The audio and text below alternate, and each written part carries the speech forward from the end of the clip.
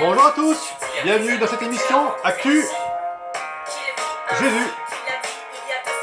L'actualité à la lumière de l'évangile et l'évangile à la lumière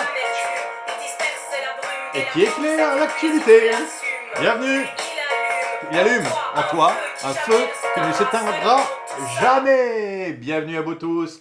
Merci aux 1000 abonnés de Révélateur et plus maintenant Révélateur TV. Merci beaucoup. Si vous n'êtes pas encore abonné à cette chaîne, eh bien n'hésitez pas à le faire. Merci beaucoup d'être de plus en plus nombreux à me suivre et ben voilà, et à réagir. Là, vous avez été extrêmement nombreux à réagir. Aujourd'hui, on va vous parler de Saint-Marc, hein, évidemment, mais à réagir à la polémique du moment. Alors, vous savez, ça peut être un petit peu normal. On est confinés entre nous. Alors, les passions, puis on est des Français. Alors là, les Français aiment s'entre-déchirer, mettre des arguments et contre-arguments.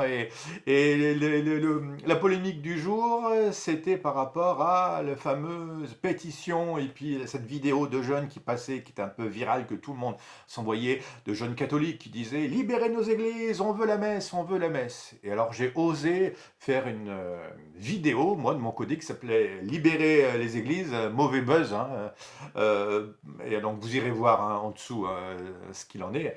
Il y a eu énormément de réactions, beaucoup de gens qui m'ont dit « Mais mon père, on attendait cela !» parce qu'on n'était pas tout à fait d'accord avec ce qui se passait, mais on n'osait rien dire. Et puis au contraire, il y a eu des réactions, contre-réactions. Alors, première chose que je voudrais tout de suite témoigner, loin de moi de vouloir créer le buzz et de vouloir stigmatiser qui que ce soit. Attention, un peu de paix, on est chrétien, on a le droit de ne pas avoir le même avis. Bienveillance, bienveillance, bienveillance. Attention aux témoignages qu'on doit donner dans la sphère publique. Et c'était donc justement à ce sujet-là que j'ai osé témoigner parce que il ne fallait pas laisser entendre à tout le monde, à l'ensemble de la population française, que tous les prêtres, tous les catholiques étaient pour une libération le 11 mai, l'ouverture grande des portes des églises, parce qu'il y avait des gens qui étaient extrêmement choqués hein, face à ce point de vue. Et évidemment, moi comme vous, on est tous d'accord, enfin moi, en tant que chrétien, on a soif d'Eucharistie. Et moi le premier, j'ai qu'une seule envie, de pouvoir célébrer l'Eucharistie devant un peuple. On est tous d'accord là-dessus. Hein. Donc vouloir et pouvoir célébrer la messe devant un peuple, vivement que cela puisse arriver. Après la grande question, c'est quand? C'est quand? Est-ce qu'on va pouvoir le faire le 11 mai? Attendons, laissons nos autorités le décider. Mais elles ne le décident pas ou elles ne nous interdisent pas de célébrer la messe par persécution. C'est ce que j'ai essayé de dire, entre autres, dans cette vidéo. Et beaucoup l'ont compris. C'est pas M. Macron qui nous interdit de célébrer la messe en ce moment. C'est pas M. Macron qui nous interdit d'aller au bar et au restaurant et dans les salles de spectacle. C'est ce Covid, et donc c'est à la réaction face au Covid. Est-elle justifiée? Oui, non, trop forte? Est-ce qu'on a à nos autorités de le dire et puis nous de les suivre, quoi, parce que derrière, alors on a le droit en tant que chrétien évidemment de donner son avis, mais attention, il peut y avoir des avis différents et attention aussi de ne prêcher que pour sa paroisse, de voir que alors, ce manque eucharistique, il est très fort, je suis d'accord, et donc tous les cathos et tous les jeunes cathos là sont très mobilisés en disant on veut la messe, on veut la messe. Oui, très bien. Mais attention de ne pas jeter une allumette sur ce lieu sec, très sec du désir eucharistique, parce que ça va s'embraser. Et c'est pour ça que j'ai osé le comparer avec les banlieues. Très vite, une banlieue peut s'embraser. Eh bien, je peux vous assurer que le petit milieu, la sphère catho, peut s'embraser, parce que dès qu'on appuie sur les boutons persécution,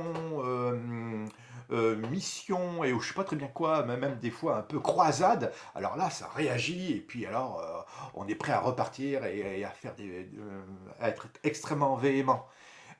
Extrêmement véhément quand il y a une injustice, en effet, quand des policiers rentrent dans une église sans l'accord du curé, il y a une injustice, on a le droit d'être véhément par rapport à des quantités de faits sociaux ou sociétaux, enfin peu importe, on a le droit d'être véhément, de défendre notre foi et notre liberté de culte.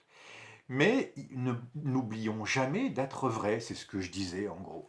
Alors, c'est vrai que j'ai eu des réactions, des gens qui disaient: «Vous avez stigmatisé ces jeunes et ces vidéos». Non, non, non, non, j'ai osé dire: «Attention, regardons la vérité telle qu'elle est et ne jouons pas aux persécutés». Et puis, surtout, il faut admettre que, non, c'est pas une persécution d'église, c'est une persécution d'un virus et on essaye de faire pour le mieux en ce moment et donc essayons de nous adapter à cela pour pouvoir proposer justement l'Eucharistie et j'ai fait plein de propositions dans cette vidéo si vous allez la voir jusqu'au bout. Enfin bon voilà, c'était vraiment étonnant. D'abord, hein, étonnant de voir ben voilà, cette véhémence, parfois un peu la dureté des propos de certains qui voulaient tout de suite dire «Vous n'êtes pas d'accord avec moi, alors je vous brûle!» L'Inquisition qui revenait. Oh, c'est ça le témoignage qu'on donne au monde d'aujourd'hui? Je comprends que parfois certains n'aient pas envie de rentrer dans les églises parce que si les curés, les chrétiens sont les premiers à brûler la personne qui n'a pas le même avis qu'elle, surtout que si c'est pas un avis normé doctrinal, on a le droit d'estimer que nos autorités, par exemple, prennent les bonnes décisions en ce moment avec l'avis des médecins et autres.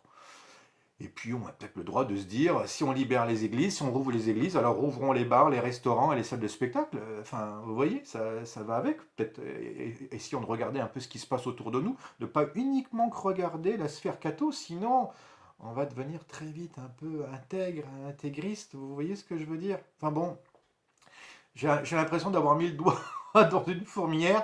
Alors, ce qui était aussi le plus impressionnant, c'est tous ces messages de chrétiens qui m'ont écrit en me disant merci. C'était exactement ce que nous pensions, on n'osait pas le dire, parce que quand on voyait tous ces prêtres, et même certains évêques penser cela, alors nous aussi, on se rangeait derrière. Parce que les eucharistiques, il est pour tout le monde, et même pour moi, donc évidemment, vivement la messe, hein, vivement la messe, et avec du peuple. Hein, donc, je crois qu'il faut voilà, peut-être enterrer un peu la hache de guerre et se dire, on est tous d'accord sur un point, au moins cette querelle du moment nous rappelle qu'on a tous soif de l'Eucharistie, on le veut. Après, quand? Seigneur, le plus rapidement possible. Voilà, là-dessus, on est tous d'accord. Et évidemment, pourvu que ce moment arrive le plus rapidement possible et que le plus grand nombre puisse venir communier.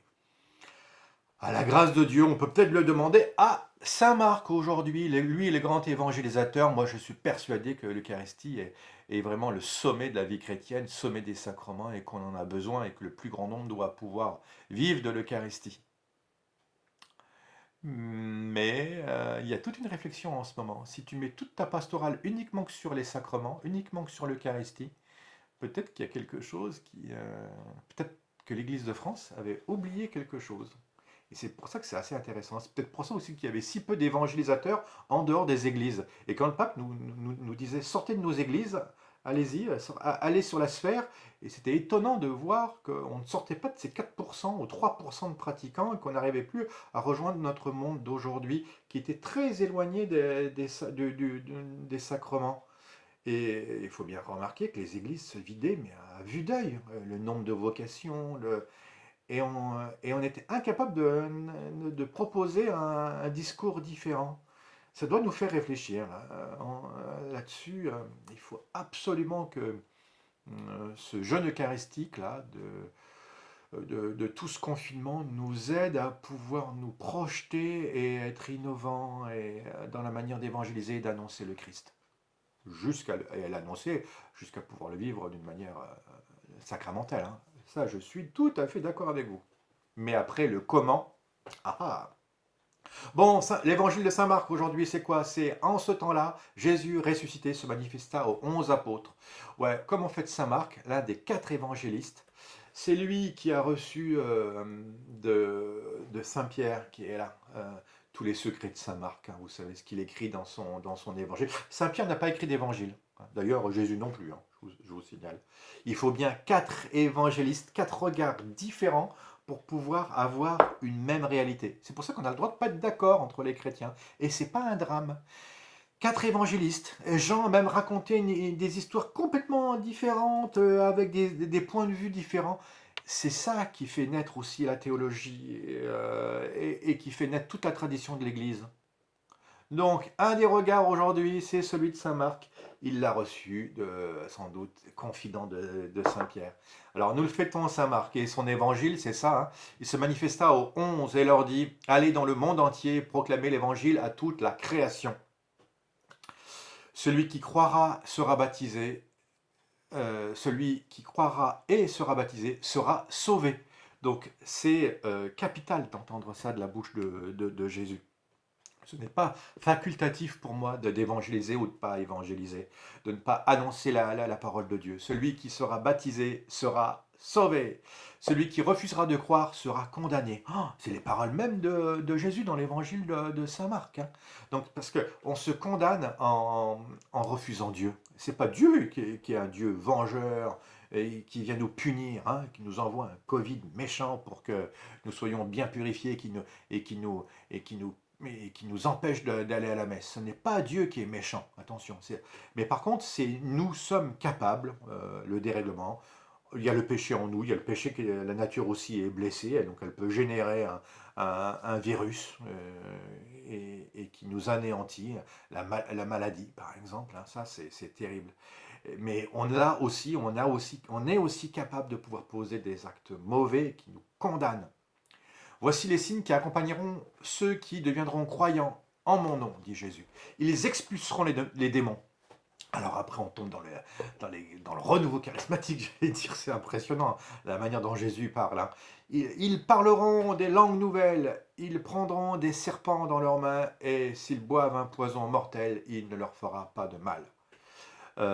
Ils imposeront les mains aux malades et les malades se trouveront bien. C'est Jésus qui a parlé, je vous assure.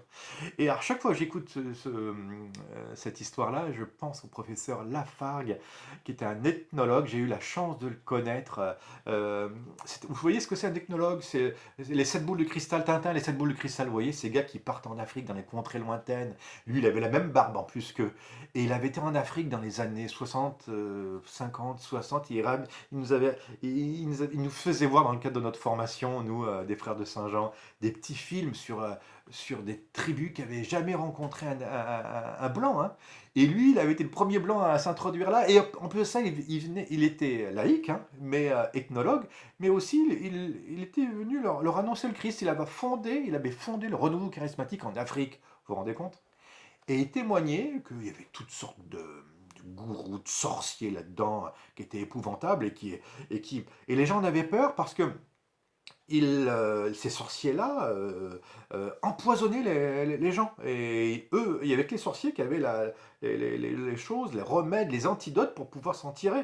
Donc les sorciers, les druides de là-bas, quoi, avaient un pouvoir, mais ils étaient détestés. Et quand le Christ est arrivé, c'était une vraie libération, hein. Et lui, il me disait, sans doute qu'on a essayé de m'empoisonner durant ces moments-là. Eh bien, mais je venais annoncer le Christ, je n'avais pas peur. Et j'ai été guéri. C'était étonnant d'écouter ça à la fois de cet homme qui disait qu'il avait vu des guérisons charismatiques, qu'il avait vu sans doute, en tout cas, ces paroles même de Jésus se réaliser. Impressionnant, hein?